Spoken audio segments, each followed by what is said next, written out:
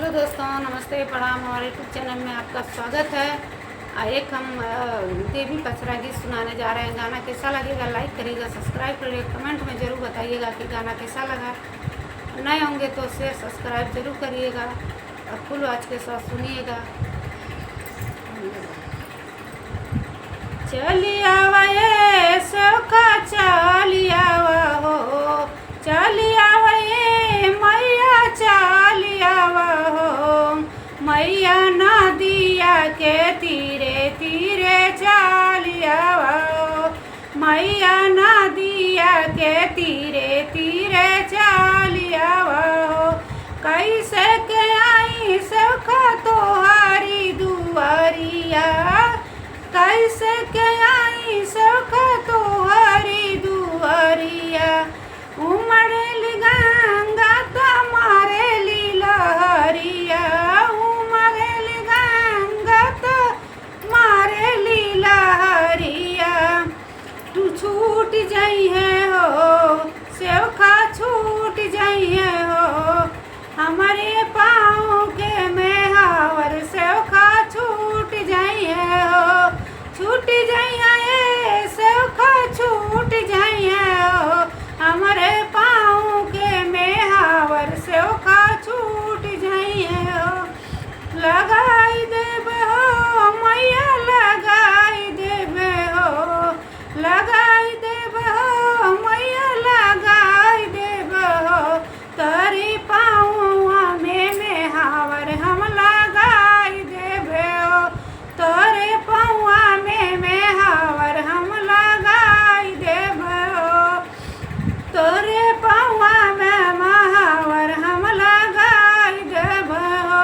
चलिया वे मैया चलिया हो, चलिया वे मैया चलिया हो, हम मैया नदिया के तीरे तीरे चलिया हो, मैया नदिया के तीरे तीरे चलिया हो। कैसे के आई सौखा तोहरे दुआरिया, कैसे के आई सौखा तोहरे दुआरिया। उमड़ेल गंगा तमारे लीलहरिया, उमड़ेल गंगा तमारे लीलहरिया। भीग जाइए सौखा, भीग जाइए हो, भीग जाइए सौखा, भीग जाइए हो हमारी लंबी लंबी केसिया सौखा, भीग जाइए हो हमारी लंबी लंबी केसिया सौखा, भीग जाइए हो।